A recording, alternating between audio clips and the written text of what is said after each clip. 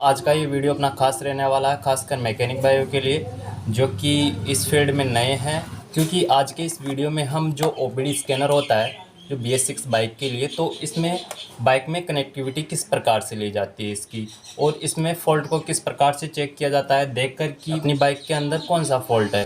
क्योंकि हर एक मैकेनिक ये ओबीडी स्कैनर ख़रीद तो लेता है, लेकिन उसको प्रॉपर इसका फंक्शन, जो इसको चलाने का तरीका, वो पूरा उसको नहीं आता। पर जो बाइक के अंदर फॉल्ट आते हैं खासकर सेंसर को लेकर, यह है BS6 स्प्लेंडर i3S और ये 2022 का मॉडल है स्प्लेंडर प्लस का। तो इसके अंदर अपन इसकी कनेक्टिविटी लेने वाले हैं और जो इसके अंदर फॉल्ट आते हैं वो अपन किस प्रकार से उनको रिपेयर कर सकते हैं इसके द्वारा, इस OBD स्कैनर के द्वारा। तो V311 ये वाला OBD स्कैनर है और इसके अंदर अपन जो इस बाइक में है जो कनेक्टिविटी लेने वाले हैं और इसके अंदर देखने वाले हैं कि क्या क्या फ़ॉल्ट इसमें जनरेट होते हैं और इसके फंक्शंस के बारे में पूरा डिटेल में बताएंगे कि इसमें कौन कौन से फंक्शन है।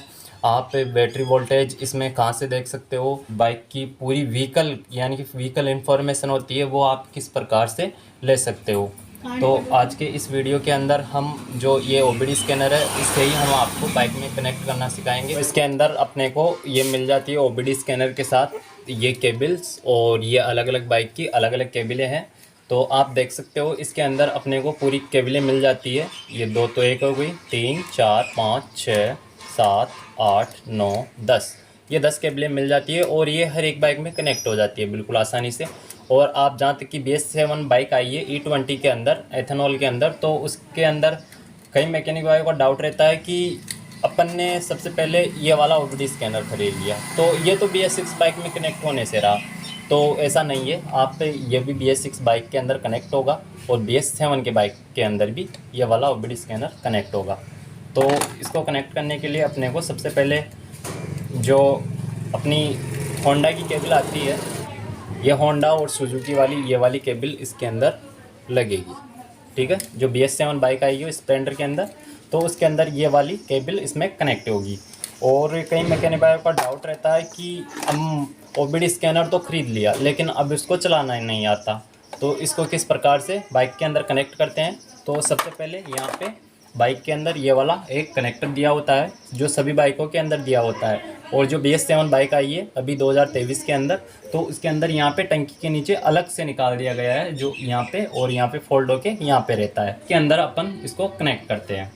तो जो अपनी 2022 और 21 के अंदर जो भी बाइकें आई थी तो उनके अंदर जो हीरो का ये वाला कपलर होता है येलो वाला, तो यही कनेक्ट होगा इसके अंदर। और अपन जो इसके फॉल्ट हैं उनको बड़ी आसानी से निकाल सकते हैं, क्योंकि पहले जो BS4 और BS3 बाइकें आती थी तो उनके अंदर अपने को फॉल्ट इतनी जल्दी नहीं मिलता था और अपन जो इसके वायर हैं करंट नहीं आता था तो उनको बॉडी अर्थ करके उनका करंट का पता लगाते थे, यानी कि बॉडी को टच करके या सेल्फ या किक मार के उसका पता लगाते थे कि इसमें फॉल्ट कहाँ से है। लेकिन इसमें यदि कोई भी सेंसर ख़राब हो जाए, मान लीजिए कोई भी सेंसर ख़राब हो जाए इसके अंदर, जैसे मान के चलिए यहाँ पे इसमें सेंसर दिए होते हैं, यहाँ पे इसके अंदर इंजन ऑयल टेम्परेचर सेंसर दिया होता है, O2 सेंसर दिया होता है, बैक एंगल सेंसर दिया होता है और यहाँ पे थ्रोटल बॉडी के अंदर यहाँ पे इसके अंदर एक दो सेंसर और दिए होते हैं। तो ये जो इसके सेंसर का वीडियो है वो डिटेल से बना देंगे कि कौन से सेंसर का क्या नाम है, तो उनका वीडियो आपके लिए डिटेल में बना देंगे। अभी का वीडियो है कि इसके अंदर कनेक्टिविटी किस प्रकार से ली जाए। कोई सी बाइक हो, BS6 हो, BS7 हो, कोई सी बाइक हो, उसकी कनेक्टिविटी आप किस प्रकार से इसके अंदर ले सकते हो। तो सबसे पहले यहाँ पे तो आपने कनेक्ट कर लिया और अब इसके अंदर कनेक्ट करना होता है, ठीक है।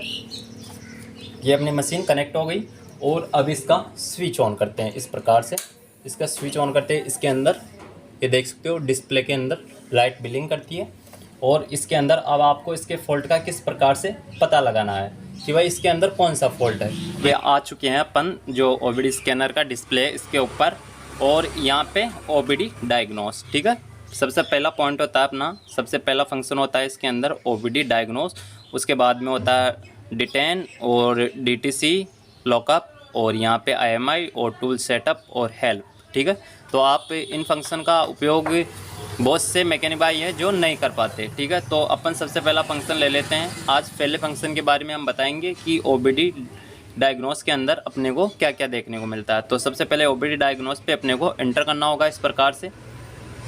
तो ये कुछ ही देर में लोड लेता है और यहाँ पे ये अपना यहाँ पे जो इन्फॉर्मेशन है अपनी बाइक की तो यहाँ पे शो हो जाती है। तो सबसे पहले माल फंक्शन स्टेटस लाइट का होगा, फिर डीटीसी इन ECU का होगा, फिर रेडिएशन कंप्लेंट, और यहाँ पे आप नॉट कंप्लीट, और यहाँ पे जो इसके अलग अलग सेंसर के काम है वो यहाँ पे टाइप कर सकते हो, ठीक है। और यहाँ पे इग्निशन के बारे में आ गया। तो आपको पहले सबसे पहले देखना होता है कि बाइक के अंदर कोई फॉल्ट आ जाए। कभी मान लीजिए चेक इंजन लाइट जले, तो चेक इंजन लाइट के अंदर क्या फ़ॉल्ट है। तो इस बाइक के अंदर अभी अपने को यहाँ पे एक फ़ॉल्ट शो हो रहा है, ठीक है। तो यहाँ पे है माल फंक्शन स्टेटस लाइट होती है वो भी ऑन है, ये देख सकते हो। जो माल फंक्शन स्टेटस लाइट है वो भी ऑन है। यहाँ पे मैं आपको थोड़ा जूम करके दिखाऊं तो यह माल फंक्शन स्टेटस लाइट है वो भी ऑन है। तो यहाँ पे अपन एंटर करते हैं। फिर से एक बार एंटर करने के बाद यहाँ पे अपने को रीड कोड्स और इरेज कोड, ये दो फंक्शंस के बारे में सीखेंगे आज के इस वीडियो में कि इरेज कोड क्या होता है और रीड कोड क्या होता है। रीड कोड के अंदर तो होता क्या है कि अपनी बाइक में मान लीजिए कोई सा भी फॉल्ट हो तो उसके अंदर अपने को पता चल जाता है कि रीड कोड के अंदर चलकर अपन देखते हैं कि अपनी बाइक में कितने कोड और कितने सेंसर का फॉल्ट है, कि क्या क्या कोड आ रहे हैं। तो यहाँ पे सबसे पहले रीड कोड पे चलते हैं। तो रीड कोड पे अपन इसको एंटर करते हैं। इसको एंटर करने के बाद यहाँ पे एक तो आता है करंट DTCS। करंट DTS के अंदर अपने को पता चलता है कि अभी का फॉल्ट देखना अपने बाइक के अंदर कि अभी कौन सा फॉल्ट है, यानी कि बाइक के अंदर कौन से सेंसर का फॉल्ट है। तो सबसे पहले अपन करंट DTC के अंदर चलते हैं। तो करंट DTC के अंदर चलने के बाद अपने को फिर से यहाँ से एक बार एंटर करना होगा, ठीक है। तो अपन इसके अंदर चले जाएंगे और यहाँ पे है पेंडिंग DTC, यानी कि पहले का कोई कोड इसके अंदर है या नहीं, ठीक है। और एक होता है परमानेंट DTC। तो परमानेंट के अंदर कि इसके अंदर परमानेंट यानी कि आप इरेज कोड कर रहे हो और कोड को रिसेट कर दे रहे हो, यानी कोई सा भी सेंसर है उसको रिसेट कर दे रहे हो, फिर भी आपकी बाइक के अंदर जो माल फंक्शन स्टेटस लाइट है वो ऑन है।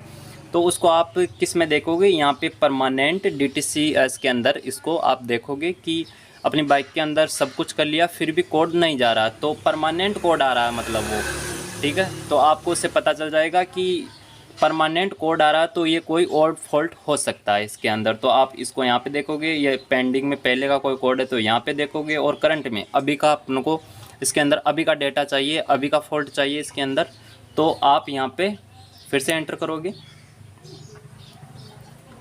यहाँ पे एंटर करने के बाद यहाँ पे अपनी बाइक के अंदर एक कोड शो हो रहा है, यहाँ देख सकते हो P0198, और इसके अंदर लिखा आ रहा है engine oil temperature sensor high, यानी कि जो ये वाला कोड है ये इंजन ऑयल टेम्परेचर सेंसर का है। यानी कि इसके अंदर जो यहाँ पे ये इंजन ऑयल टेम्परेचर सेंसर लगा होता है, यहाँ पे ये engine oil temperature sensor high, यानी कि इसमें कुछ खराबी है या फिर जो इसका कपलर है वो डिस्कनेक्ट हो चुका है, ठीक है। तो इसको अपन किस प्रकार से कंप्लीट करेंगे, तो उसके लिए अपने को यहाँ से तो पता चल गया कि अपनी बाइक के अंदर कौन से सेंसर का फॉल्ट है। तो यहाँ पे पता चला अपने को कि इंजन ऑयल टेम्परेचर सेंसर का फॉल्ट है इसके अंदर, और यहाँ पे जो इसके कोड है P0198, ठीक है, ये शो हो रहे हैं इसके अंदर। तो अब अपन इसको किस प्रकार से क्लियर करेंगे, तो यहाँ से आपको आना है एग्जिट, ठीक है, एग्जिट का बटन दबाना है, फिर से एग्जिट का बटन दबाना है आपको, और फिर यहाँ पे रीड कोड के बारे में जाना, जो कोड आ रहे हैं इस टाइम बाइक के अंदर। अब अपने को चलना है इरेज कोड के अंदर, कि इरेज कोड के अंदर अपनी बाइक के अंदर अपने को कोड को रिसेट करने का ऑप्शन मिलता है, इरेज कोड। तो इरेज कोड पे चलते हैं और फिर से यहाँ पे एंटर करते हैं, ठीक है। तो इरेज कोड पे चलने के बाद एंटर करने के बाद अपने को यहाँ पे clear reset emission related diagnostic information are you sure, यानी कि जो अपने बाइक के अंदर यहाँ पे जो भी सेंसर के अंदर कोई भी फॉल्ट आ रहा है तो उनको रिसेट करने का ऑप्शन यहाँ पे मिल जा रहा है अपने को, ठीक है। और यहाँ पे फिर से अपने को एंटर करना है। एंटर करने के बाद यहाँ पे फिर से बोलेगा ये कि please turn ignition on with engine of, press enter की टू कंटिन्यू, ठीक है। तो ये बोल रहा कि आप प्लीज़ थोड़ा वेट कीजिए और इग्निशन को ऑन रखिए, ठीक है। इग्निशन ऑन रखने के बाद इंजन को ऑफ़ कीजिए, यानी कि यदि आपकी बाइक स्टार्ट है तो उसको ऑफ़ कीजिए, फिर से की को बंद कीजिए और फिर से ऑन कीजिए। यहाँ पे आप फिर से एंटर कीजिए तो जो ये वाला कोड है ये क्लियर हो गया, यानी कि emission related diagnostic information has been cleared. Bike के अंदर जो भी कोड था, जो भी फॉल्ट था, इस इंजन ऑयल टेम्परेचर सेंसर का फॉल्ट था, तो वो बिल्कुल क्लियर हो चुका है। तो आप देख सकते हो यहाँ पे क्लियर लिखा आ गया और आपको फिर से एंटर कर देना है और एक बार अपनी बाइक का स्विच ऑफ करना है। स्विच ऑफ करने के बाद फिर से ऑन करना है आपको, और फिर से ऑन करने के बाद आपको फिर से जाना है यहाँ पे OBD डायग्नोस के अंदर कि किस प्रकार से पता चलेगा कि या तो बाइक को स्टार्ट करेंगे, चेक इंजन लाइट शो नहीं होगा बाइक के अंदर, स्टार्ट होने के बाद तब पता चलेगा कि अपना जो कोड है वो रिसेट हो चुका, या फिर पता चलेगा, या फिर अपन तुरंत देखना चाहे बिना बाइक को स्टार्ट किए हुए तो यहाँ से एंटर करते हैं। थोड़ी देर लेगा ये, और यहाँ पे देखो पहले तो माल फंक्शन स्टेटस लाइट यहाँ पे ऑन लिखा रहा था, ठीक है, यहाँ पे ऑन था, लेकिन अब यहाँ पे ऑफ हो चुका है। फिर से एंटर करेंगे तो और रीड कोड के अंदर चलेंगे अपन, तो रीड कोड के अंदर अपने को यहाँ पे करंट के अंदर देखना है, यानी कि अभी का फॉल्ट देखना है, तो यहाँ पे कुछ भी शो नहीं होगा। तो यहाँ पे लिखा आएगा कि the vehicle has no fault codes, यानी कि इसके अंदर अभी कोई फॉल्ट नहीं है, आपकी बाइक का इश्यू एकदम सेफ़ है, कोई से भी सेंसर के अंदर कुछ भी गड़बड़ी नहीं है।